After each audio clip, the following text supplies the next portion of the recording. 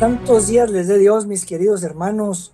Les saludamos con alegría, como siempre, esta mañana, de este sabadito alegre, que Fresco, está muy fresquito, está agradable. fresquito.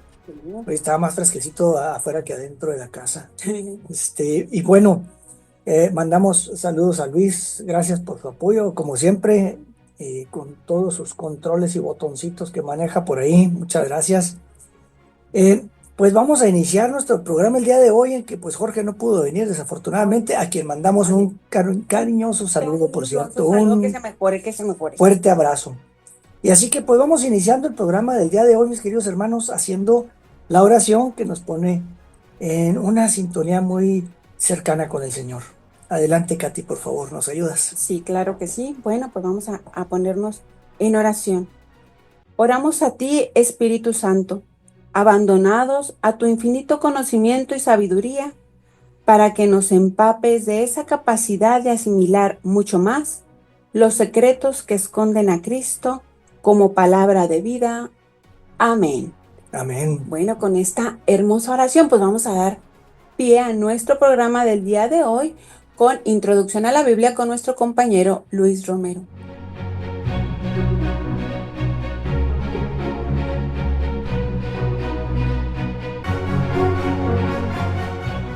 Pues nuevamente buen día, querido oyente. Mire, en esta temporada casi siempre me quedo así como que con una sola temática o con un solo libro, porque me gusta irme así detallado. Pero en esta ocasión, esta temporada, nos vamos a ir con una combinación de Carta a los Filipenses, que vimos la semana pasada, y otro poco de la Segunda de Corintios.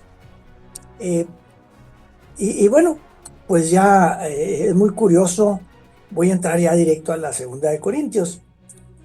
Se preguntará usted por qué, pues porque la Segunda de Corintios habla mucho de comunidad y de lo que sucede en esas comunidades de Corintios, o en esa comunidad de Corintios, y los Filipenses, pues también trae algo de su problemática, pero más que nada, Filipenses está rico en consejos, en guía espiritual que da Pablo a su comunidad, en un cántico cristológico hermoso, en fin, y se puede ir viendo de esta manera e ir comparando puntos de vista de liderazgo, comportamiento de los líderes y de los miembros de la comunidad, y enseñanzas que pueden ir ayudándonos a aprender a todos, ¿no? De cómo vivir en comunidades y cómo ir creciendo espiritualmente también. Entonces, bueno, ¿cómo se escribe la segunda carta de Corintios? Ahí voy a empezar por el chisme primero, Sí, porque así esto, nos gusta a todos. así, exacto, Así. hace más sabrosa la Sí, sí, plática, sí. definitivo. El cafecito nos va a saber mejor. Mire, José Bortolini nos dice que Pablo en realidad en total les escribió 6 cartas a los corintios. La primera carta que él escribió se perdió. Bueno, quién sabe dónde quedó. La segunda carta que él escribe en realidad ahora viene a ser lo que nosotros conocemos como la primera carta a los corintios. ¿Por qué? Porque es la primera carta de la cual tenemos una evidencia. Entonces, así se le llamó pues la primera carta a los corintios. Pero en realidad, acuérdense, fue como que la segunda. Eh, y luego la segunda de Corintios, ¿cómo se escribe? Pues estuvo la tercera, la cuarta, la quinta y la sexta que escribió Pablo. Y entonces de esas 4 se hicieron, las juntaron y le hicieron la segunda de Corintios. Está medio reburujado, ¿verdad? Pues es que Poquito. era ahorrar papel. Ah, no, era. Era, pues no, pues era pergamino allá y era fácil que se perdieran los documentos en Sí, realidad. sí. Eh, no que se perdían de que se le perdió a alguien, pudiera ser eso, sí, pero también se echaba a perder el pergamino o el papiro o Sí, papiro, que es era papiro, lo papiro, que se era usaba, muy. ¿no? Se echaban a perder, se desbarataban completamente, entonces la calidad del documento pues se iba, o la otra era que se aguzanaban, ¿De verdad? sí, O sea, su por medicina la lo gustaba. humedad, porque no había las facilidades que Ujú. tenemos ahora, entonces se les aguzanaba y se comía el papel. Ya se perdió. Y entonces se Se perdió perdió el todo. documento. Entonces, por eso es común que veamos así que en la antigüedad, pues se perdió el documento. Yo decía, pues ¿cómo que se les perdió, hombre? Estos hubieran sacado copias. Pero no ¿Por qué tenían no les... copiador. Una fotito o algo de perdida, hombre? Entonces, bueno, La, en realidad la primera carta pues se pierde, la segunda que escribe Pablo es la primera carta a los Corintios, y la tercera, cuarta, quinta y sexta Un se compendio. juntaron, sí. Y entonces, eh, por esa razón la segunda de Corintios como que de repente cambia de temas, o parece que no tiene sentido, pues ¿qué pasó aquí? Y por eso también no se puede tomar como una referencia histórica, porque son como retazos, o como, ¿qué se puede decir? Como si estuviera viendo un álbum de fotos, haga de cuenta que está viendo un álbum de fotos que no tienen fecha y están acomodadas sin orden alguna y nomás las pusieron así. Y entonces ya vemos en ese álbum a alguien que está canoso, y luego en la siguiente página o en la siguiente foto viene ahí, tiene el cabello negro. O vemos a un joven y a las 3 páginas vemos al mismo joven, pero es un niño, y luego de repente ya con Nada canas. Entonces, cronológico. como que nada, exacto, nada cronológico. Entonces, así es como se formó la segunda carta de Corintios. Como que tomaron de esas 4 documentos, tomaron pedacitos y los juntaron, pero sin un orden cronológico. Todo esto lo escribe Pablo alrededor del año 57 y se lo escribe a la comunidad de Corinto. Esas personas en su mayoría eran de origen gentil, o sea, no venían de ser judíos, sino de otras religiones, pero se les llama gentiles. Resulta pues que a esa comunidad llegaron unos falsos servidores, ¿A poco también o había? falsos agentes de pastoral, se andaban colando por ahí. Pues, bien. Y estos eran de origen judío, pero eran bien conflictivos. Llegaron a hacer chirinola y armaron grilla y todas esas cosas. José Bortolini nos dice: llegaron con cartas de recomendación, defienden sus intereses para conservar sus privilegios, actúan secretamente, con astucia, falsificando la palabra de Dios, predicándose a sí mismos, exhibicionistas que no anuncian a Jesucristo, se dicen israelitas y se consideran ministros y apóstoles de Cristo. Vámonos. Y yo dije, ¿de dónde sacó José Bortolini todas estas cosas? De la misma carta de Corintios. En puntos diferentes lo va mencionando Pablo. Ok. Y entonces Bortolini pues lo juntó. Así como que miren, todo esto lo escribe Pablo. Y dice, ay caramba, pues 2 o 3 fichitas de ellas ahí andaban ahí. Además, fíjese, aquí entre nos, y estas ya le agregué yo, le echaban tierra a Pablo muy duro.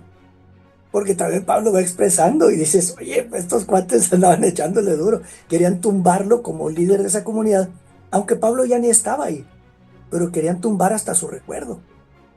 Entonces, ahí va viendo usted pues la calidad de la melcocha, de las fichitas que entraron por ahí en esa comunidad y andaban ahí entremezclándose. Por eso también Pablo de vez en cuando se pone medio bravucón en esta carta, ¿eh? Y bueno, ahora sí, ya saboreamos pues cómo Dios inspiró este documento llamado Segunda Carta a Corintios. Ya lo vimos, cómo Él inspira al que escribió las cartas diferentes, y Él inspira también al que las recorta y que va acomodando esos recortes en orden aparentemente sin sentido, pero la inspiración divina sigue estando ahí. Para que no se me vaya a asustar diciendo, uy, pues estos entonces me Son traen aquí mentiras. un No. rompecabezas y son mentiras. Y no, le estoy platicando la historia de cómo sucedió. Lo estoy diciendo, véngase al Instituto Bíblico porque ahí compartimos estas cosas. Ahí descubrimos Para todo que, esto. exacto, porque después llegan gente de otras creencias o no creencias y dicen, es que les cuentan puras Sí, mentiras. sí, sí. No, Se acomodan simplemente todos. así se le llama Segunda Carta a Corintios, porque también en la antigüedad así se acostumbraba para identificar algún documento de alguna manera. Pero bueno, así se armó, pues, así se, Formó se también. formó, Perdón. gracias Katy. Y luego ya con eso pues, se le empieza a llamar la segunda, y nos dice, fíjese, hay por si así como que medio nos reburge y nos causa así cierta desconfianza eso de que la pusieron en pedacitos. Segunda de Corintios 2, versículo 15-16 dice, somos el buen olor que de Cristo sube a Dios, y lo perciben tanto los que se salvan como los que se pierden. A algunos les parece olor de muerte, que conduce a la muerte, y a otros les parece olor que procede de la vida y conduce a la vida. Hijo, dígame usted si no estaba inspirado Pablo dándoles ánimo, aliento a esa comunidad que andaba destanteada por lo que estaban viviendo. Somos el buen olor que de Cristo sube hacia Dios. Y eso, mi querido hermano, tomémoslo para hoy, no nada más en la antigüedad. Quizás no tenga mucho sentido para nosotros en estos tiempos, ¿verdad? Porque también Pablo hace esta metáfora en función de lo que él conoce en sus días. Porque así vivían allá y entonces aquellos que lo recibieron sabían de qué estaba hablando. Por ejemplo, si usted creció más o menos en la década de los 70 del siglo pasado, vamos a decir, y yo le digo, mire hermano, los buenos cristianos debemos ser como un videocassette tipo beta, ¿Qué? reproduciendo la imagen del Señor con alta resolución y no como uno tipo VHS que tiene una reproducción light de la misma imagen. Mire, si usted creció en los 70, más o menos sabe de qué le estoy hablando.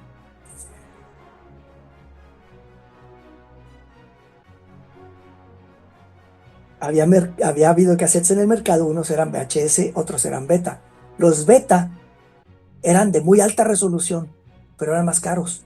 Entonces el VHS se hizo muy popular, pero duraban menos.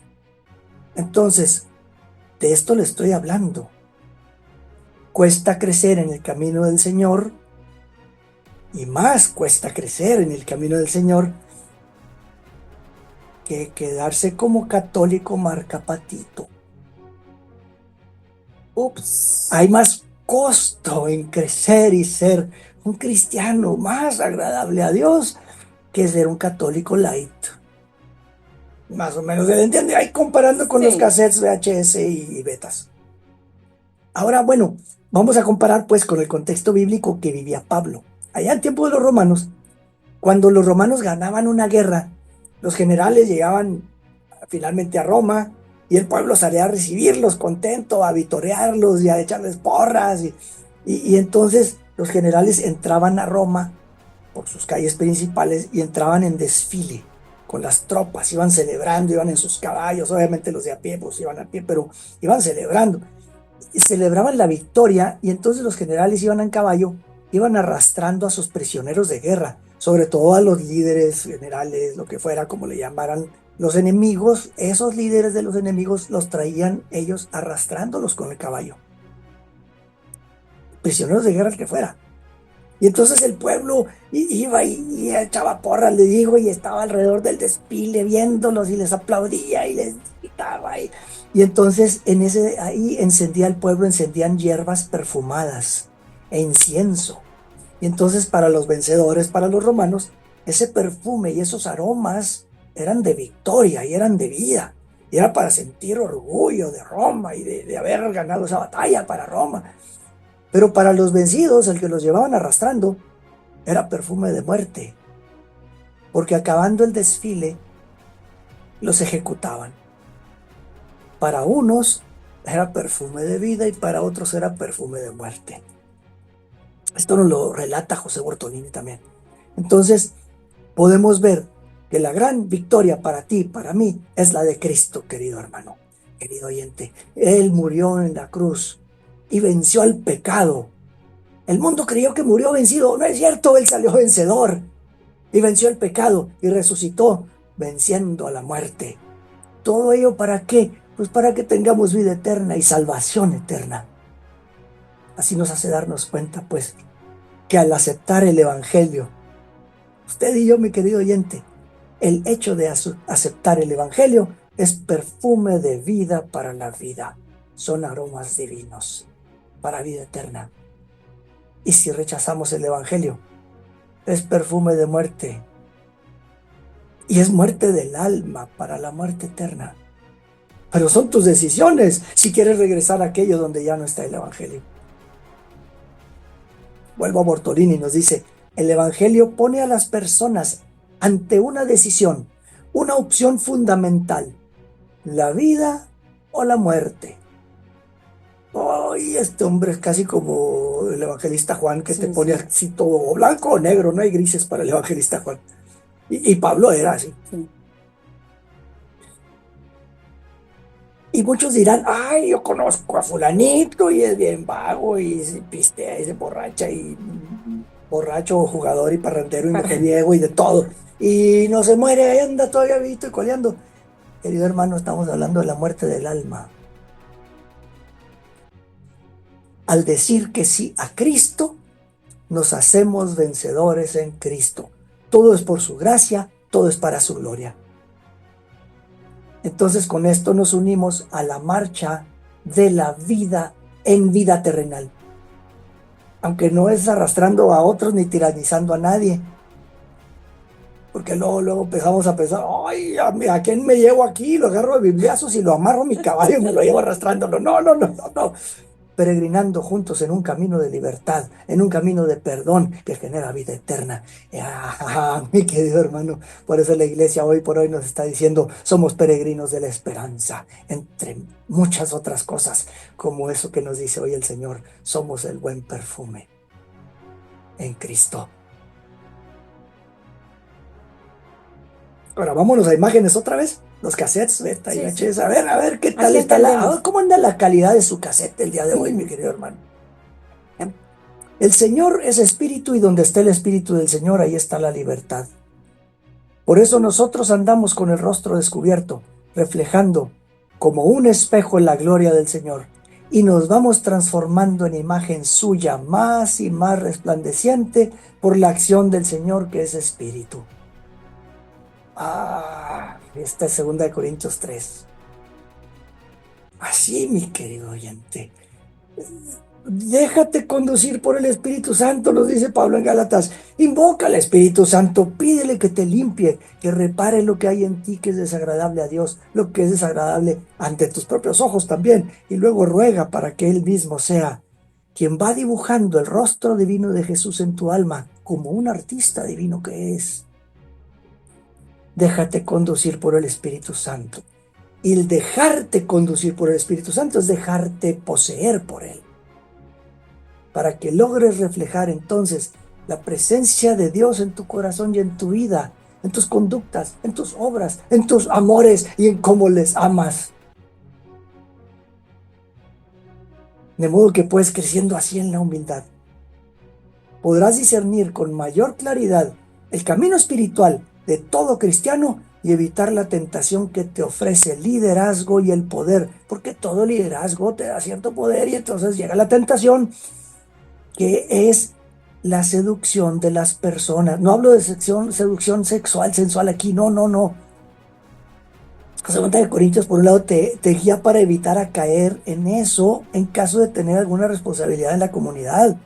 Por otro lado, para identificar, que puedas identificar quiénes son falsos agentes de pastoral, quiénes son falsos servidores, pues, como le quieras llamar, como le llamen en tu parroquia.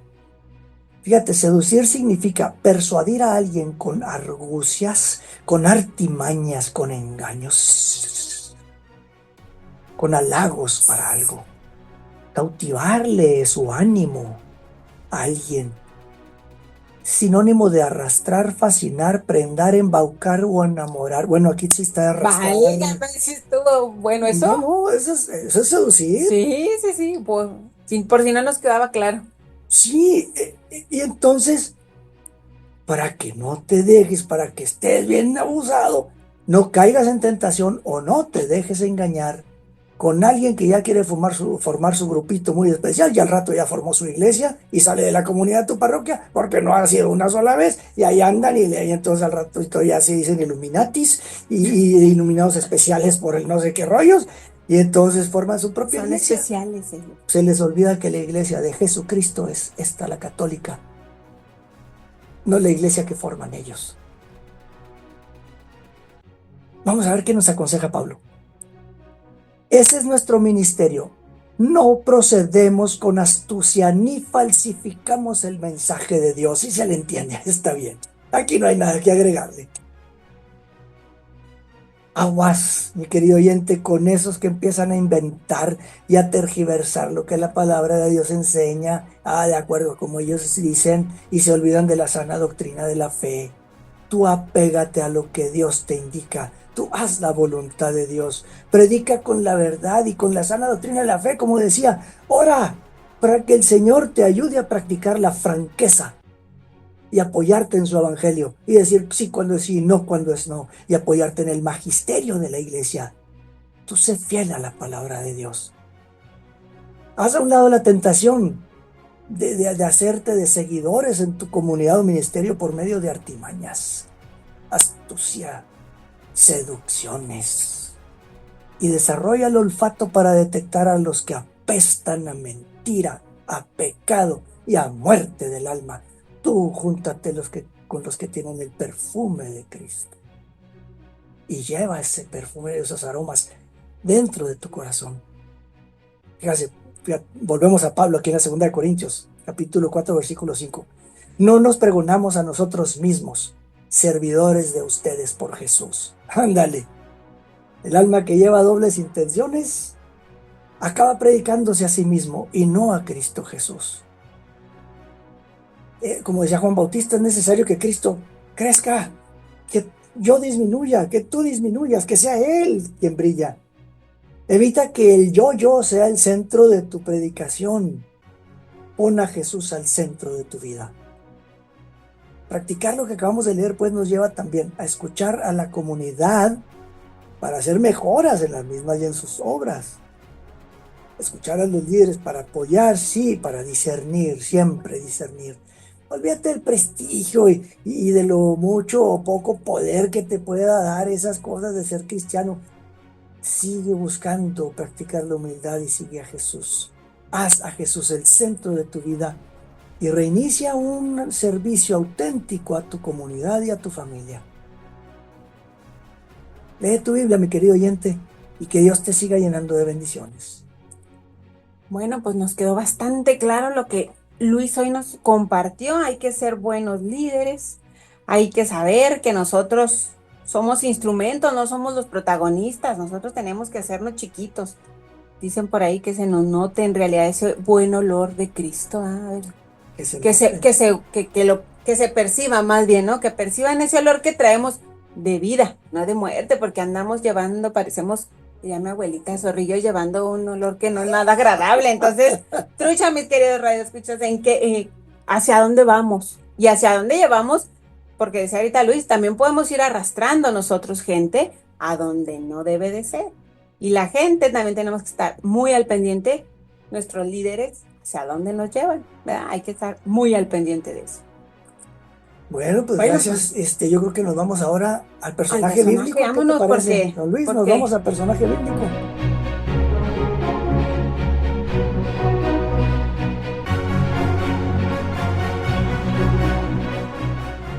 Bueno, pues seguimos y ahora les voy a compartir un personaje que se llama Apeles. Nombre, le insisto, yo les comparto nombres así como bíblicos, ustedes saben si se los ponen, ¿va? Este está bonito, no como el de la semana pasada. Este nombre proviene del griego y se le atribuye el significado de el llamado o el convocado. Sí, otros dicen que este significado se les da por el saludo que se le da precisamente a Apeles. Ahorita lo vamos a ver. Y a nuestro personaje, pues lo encontramos en el libro a los Romanos, en el capítulo 16, en el verso 10, para ser exactos. Sí, y dice así: saludad a Apeles, que ha dado pruebas de fidelidad en Cristo. Eso lo leemos en la Biblia de América. Y en la Biblia de la Iglesia en América nos dice también: saludad a Apeles, aprobado en la fidelidad de Cristo. Por eso el convocado o el aprobado, por eso se le dice, se le da este significado, vamos a ponerle al nombre. Y ya entrando así como en materia del personaje, en aquellos tiempos las primeras comunidades y la expansión del evangelio por todo el mundo, sí, pues estaba en su auge. Muchos nombres quedaron grabados en la memoria de la iglesia. Algunos fueron apóstoles, otros predicadores, otros servidores humildes que sostenían las comunidades en silencio. Y entre todos esos nombres que encontramos, uno brilla con una sencillez especial. Apeles, aprobado en Cristo. Ser cristiano en aquel entonces pues no era nada seguro, ¿sí? La sospecha, la burla, la persecución siempre estaba cerca. No era nada fácil decir soy cristiano o creo en esto porque no era bien visto. Apeles formaba parte de esa iglesia naciente. Él no era apóstol, no era un gran maestro, ni un hombre de riquezas. Su vida no llamó la atención de los historiadores, no hizo los grandes prodigios, pero a Pablo sí le dejó algo muy importante. ¿Por qué?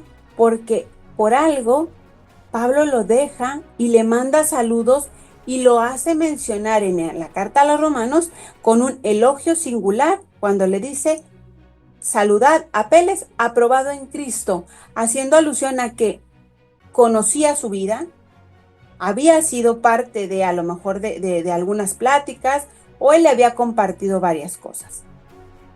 Poco sabemos de los orígenes de nuestro personaje.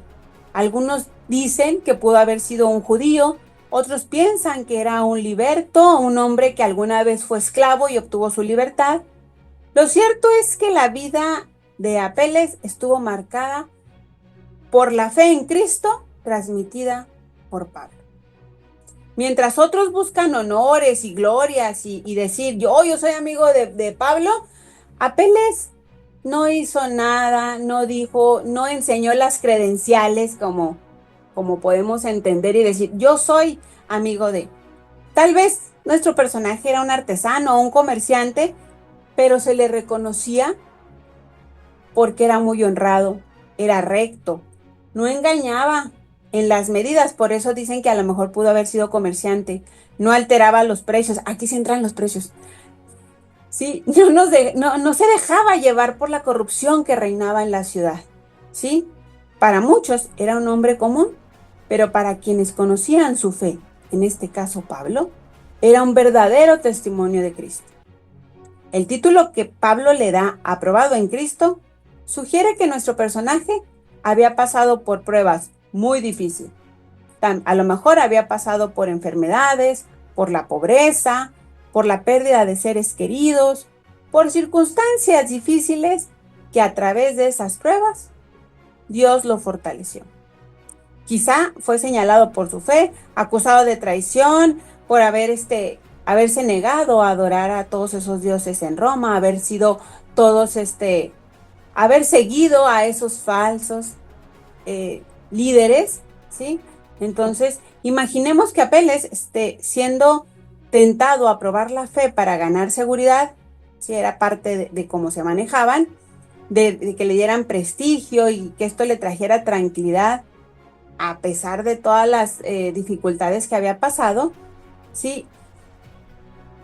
Apeles se arriesga todo por el crucificado y le decían, ¿por qué te arriesgas? O sea, ¿quién es? O sea, por favor, dudaban a lo mejor hasta de lo que él predicaba o de lo que él decía, ¿no? Y nos dice, sin embargo, Apeles se mantuvo firmes recordando las palabras del maestro. El que persevere hasta el fin, ese será salvo. Eso eran las palabras que a él lo sostenían y que creo que a nosotros también hoy en día nos pueden sostener. Muchas, todas, pero en este caso. Su fe no fue frágil ni superficial. Fue aprobada como el oro en el fuego y salió más pura, más fuerte. En la iglesia de Roma, Apeles era respetado no por su elocuencia, como les decía ahorita, sino por su carácter. Los hermanos sabían que podían confiar en él, que su palabra era verdadera, que su corazón, era sincero. Él no buscaba protagonismo, pero era ejemplo de perseverancia. Había pasado por muchas cosas. Cuando alguien pasa por dificultades, podía contar con este personaje como un hermano dispuesto a escuchar, a hacer oración por él, por sus necesidades, ayudarlo en sus dificultades. Cuando los más jóvenes se desanimaban, Apeles les recordaba que Cristo había vencido al mundo, que Cristo había venido a traer vida. Por eso, cuando Pablo escribe en su carta este simple saludo tan expresivo, no lo llamó hermano, no lo llamó siervo, sino aprobado en Cristo, es una expresión que llevaba un peso enorme. Significaba que había sido aprobado, lo había hallado el Señor fiel en todo lo que le había encargado. No se había arrastrado a nadie, no se había llevado a nadie por otro camino. Él era fiel. Los grandes emperadores romanos pues levantaban imágenes y templos para que su nombre fuera recordado. Sin embargo, la mayoría de ellos quedaron reducidos a polvo o a ruinas. En cambio, el nombre de Apeles, humilde creyente, fue grabado en las páginas eternas de la Escritura. Su historia es breve, su mención es breve, pero su enseñanza es profunda.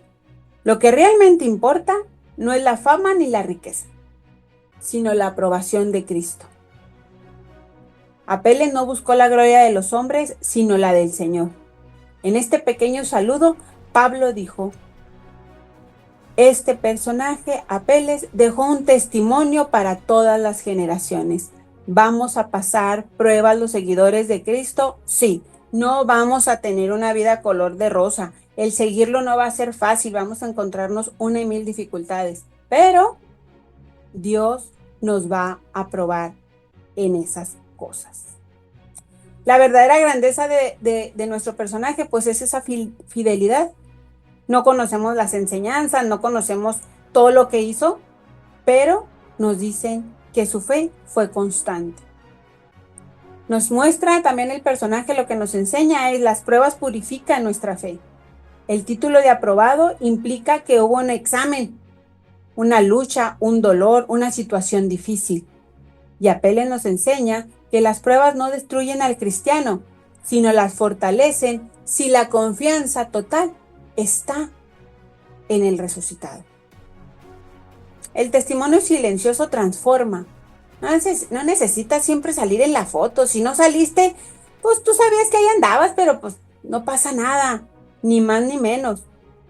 Muchos no recordarán nuestras palabras, pero sí nuestra manera de vivir.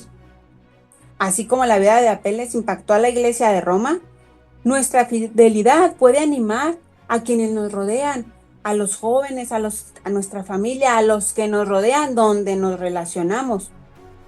Que seamos ese olor de Cristo. Apeles fue el olor a Cristo en su entorno. La historia de Apeles nos revela la grandeza de una fe aprobada y constante en medio de un imperio hostil, de una cristiandad que se sentía amenazada. Vivió con integridad, soportó las pruebas y permaneció siempre firme en Cristo. Su ejemplo nos recuerda que no importa cuán pequeño o silencioso parezca nuestro servicio, lo que cuenta es ser hallados fieles y aprobados delante de Cristo.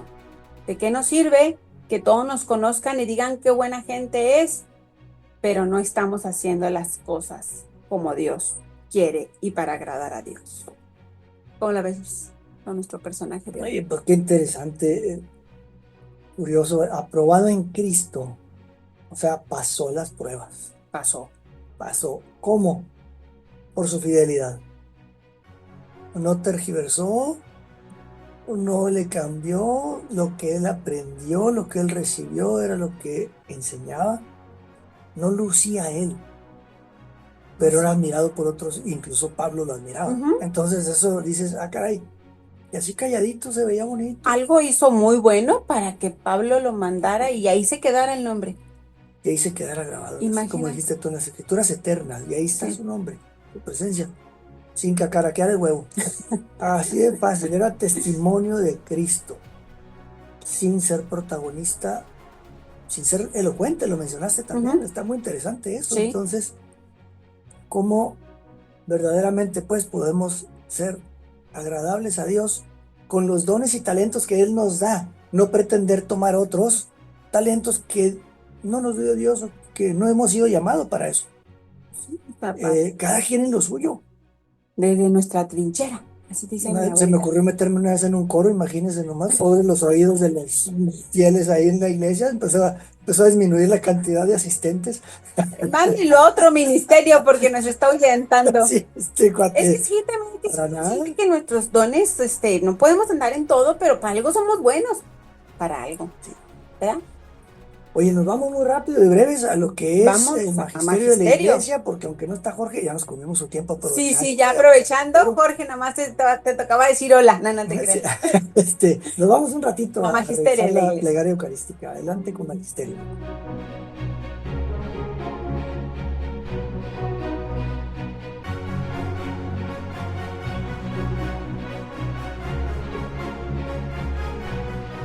Bueno, empezamos pues, mis queridos oyentes, a entrar a esta parte. La más significativa de toda la Santa Misa es la plegaria eucarística. Ahí tiene sus raíces en la acción de gracias judía que el padre de familia pronunciaba en la cena pascual. En general en las comidas solemnes también lo hacían, pero era el padre de familia pues quien en voz alta dirigía a Dios la acción de gracias. Había un diálogo inicial en el cual se saludaba, el Señor esté con ustedes, y luego le respondían, y con tu espíritu. Y luego venía una doxología. La doxología es una alabanza a la divinidad, especialmente en la tradición católica, especialmente una alabanza a la Santísima Trinidad. ¿Sí? Y bueno, los judíos al final sintetizaban con la actitud, o el padre de familia sintetizaba la actitud agradecida de la asamblea. Ratificaba la oración toda la asamblea con un amén firme. ¿Sí? Amén. Los temas de acción de gracias no estaban fijados, el padre los improvisaba. Aunque sea ciertas líneas marcadas más o menos por la tradición, sí, pero ellos las improvisaban ahí mismo. La liturgia cristiana, pues, asumió esta oración de acción de gracias, la toma como esa tradición judía. Acuérdense que somos una tradición judeocristiana. Hubo detalles, cosas muy buenas que seguimos nosotros como católicos, ahora los cristianos católicos. Vaya, tenemos el Antiguo Testamento, esa es una prueba, ¿no? Y bueno, la liturgia cristiana pues asume esto, y hacia el siglo IV más o menos después de Cristo empiezan a fijarse ya quedan fijas las oraciones eucarísticas como lo indica nuestro canon romano. Al principio también se hacían de un modo espontáneo, improvisado, sí, pero las asambleas muy numerosas del siglo IV y quizás ya decadencia de la formación teológica y litúrgica de una parte de sacerdotes que había, obligó a fijar por escrito estas oraciones eucarísticas. Entonces nos traslada pues a la misa. La plegaria, ya habiendo platicado esto, la plegaria eucarística es la oración que el sacerdote que preside la celebración reza para la consagración del pan y el vino. Y ese pan y vino se convierten en el cuerpo y la sangre de Cristo. Porque el cura dijo, no, por gracia divina. Y esta plegaria está compuesta por varias partes que se van enlazando de manera y secuencia. ¿Sí? Entonces, ahí está, aquí viene el punto más importante de toda la misa, la consagración del pan y del vino. La primera parte, pues, es el prefacio que ya vimos la semana pasada, en la que el sacerdote, en nombre de todo el pueblo, glorifica a Dios Padre, le da gracias por toda la obra de salvación, o por un aspecto particular, en referente a la fiesta del día de hoy, lo que sea, ¿no? Ya lo analizamos ya la semana pasada también. Y bueno, me cabe aclarar, cuando Jorge decía la semana pasada, decías que el presidente de la misa dice esto y esto, el sacerdote es el presidente de la misa. El sacerdote es el que preside la misa. Nosotros los laicos no tenemos esa aprobación por la iglesia, esa aprobación de Cristo, volviendo a tu personaje. Exacto. No estamos en ese vuelo, yo no estoy en ese nivel para presidir una asamblea así, una misa. No lo estoy. Solamente los sacerdotes. Y ellos pues por eso se les llama quien preside, se le llama el presidente o el sacerdote que está presidiendo la misa. Entonces, Katy, ¿le quieres seguir? Bueno, pues seguimos en la parte, después de que ya el pueblo responde, el sacerdote permanece con las manos y empieza lo que es la epíclesis, ¿sí? Este momento tan importante, el culmen, podríamos decirlo, En todas las plegarias se hace una invocación, por lo que se implora la fuerza del Espíritu Santo para que los dones ofrecidos se conviertan en el cuerpo y en la sangre de Cristo, y para que la víctima involucrada que va a recibir la comunión sirva para la salvación de quienes participen en ella, ¿sí? Un momento antes de la epíclesis, el sacerdote quita la palha del cáliz, o si hay algún diácono lo hace él. Este es quien descubre el cáliz. Para hacerlos, los manuales aconsejan tomar la palha con la mano derecha. Todo tiene un cómo, un por qué y un para qué. No crean ustedes que todo se hace en automático como se le ocurre al padre. No, todo tiene su porqué, todo está ahí marcado, ¿sí? Para hacer para hacerlo, los manuales aconsejan tomar la palha con la mano derecha y apoyar la izquierda sobre el pie del cáliz para evitar que por un descuido pueda tirarse el vaso sagrado. Asimismo, el sacerdote o el diácono destapa el copón en ese momento. Sí, ya vamos ahí. Vamos a imaginarnos lo que les estamos ahí platicando. ¿Ok?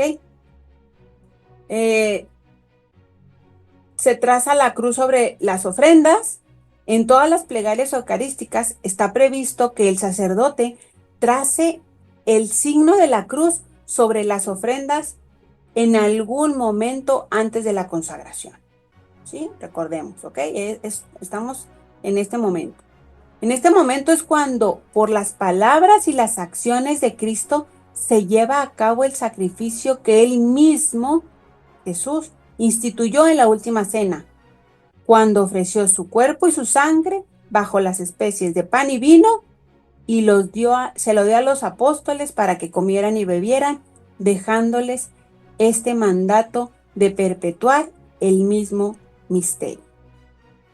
Luego el sacerdote dice misterio de la fe, ¿sí? Que es invocación, la invocación más tradicional, o en algunas otras se prevé el misal. En esto se responde todos con una aclamación prevista en el misal, respondiendo y poniéndose de pie. Tenemos que estar ahí bien al pendiente para saber en qué momento estamos. Después vienen las intenciones. Con las intenciones de la plegaria eucarística se expresa que la misa se celebra en comunión con toda la iglesia, tanto con la del cielo como con la de la tierra, y que la oblación se ofrece por ella misma y por todos sus miembros vivos y difuntos, llamados a participar de la redención y de la salvación, adquirida por el cuerpo y la sangre de Cristo.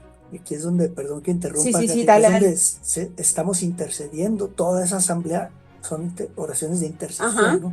E intercedemos por otros y rogamos por las almas de nuestros seres queridos, por vivos y muertos, por todos. Ahí nos unimos como Iglesia Universal en esta, por los que sufren. Me he fijado que ahí es donde dicen así a veces los nombres de las personas que se ofrecen si son difuntos, ¿sí? Y siempre tenemos que estar al pendiente en esta parte, porque todos tenemos que participar, no debemos quedarnos dormidos. Estamos haciendo una oración por todos los que estamos ahí. Ese ofrecimiento, ese momento, tenemos que vivirlo bien conscientes. Y ya por último, pues entra lo que es la doxología final. Todas las plegarias eucarísticas concluyen con una doxología, con la que se expresa la glorificación de Dios, que es afirmada y concluida con una aclamación, de un amén del pueblo. De un amén, así decía ahorita, firme, fuerte, no como si estuviera amén, o sea, no nos van a cobrar más o menos si lo hacemos. Hay que sentirlo, hay que estar firme, cerrar con ese amén fuerte, ¿sí? Y al final todos dicen o cantan amén fuerte, así con ganas, que se nos note lo que estamos viviendo. En las misas solemnes se cantan 3 veces el amén. Entonces, esta es parte, ¿sí?, de lo que nos había compartido Jorge, de lo que nos ha estado transmitiendo y compartiendo. Hasta ahí le dejamos, porque yo creo que ya es hora, ¿verdad? Sí, porque ya se nos está acabando el tiempo. Ya Luis me empieza a hacernos aquí algunas indicaciones de de cambio de tiempos. momentos y demás. Y bueno, nos tenemos que ir. Les animamos a ser ángeles de Radio Guadalupana. Llamen al teléfono 656-566-2912 pues, para que se puedan informar. Y si me permiten, voy a echarme el camino Sí, muy échate el rapidito. camino y luego ya después los anuncios. Es el camino 632. No consiste la verdadera pobreza en no tener, sino en estar desprendido, en renunciar voluntariamente al dominio sobre las cosas. Por eso hay pobres que son realmente ricos y al revés. Es que cuando uno pierde el dominio, se siente que no está, se le está saliendo de control algo, nos volvemos locos, nos alocamos. Bueno, pues también los invitamos a participar en la campaña de Radio Guadalupana para hacer sus donativos en OXXO, ¿sí? La cuenta a depositar es SPIN, es la 4217 4700 7162 3140. Esa es la cuenta donde pueden depositar y hacer parte de esta campaña para seguir apoyando a esta Radio Guadalupana que nos lleva los mensajes y programas muy interesantes. Recuerden que tú puedes ser parte de esas 100 personas que aporten 100 pesos para lograr la meta, 10,000 pesos en una semana para seguir llevando la alegría del evangelio y juntos podamos lograr esa meta. Así que anímense a hacer sus donativos y ayudarnos en esta campaña a beneficio de Radio Guadalupana. En OXXO, yo apoyo a Radio Guadalupana, así que apliquémonos.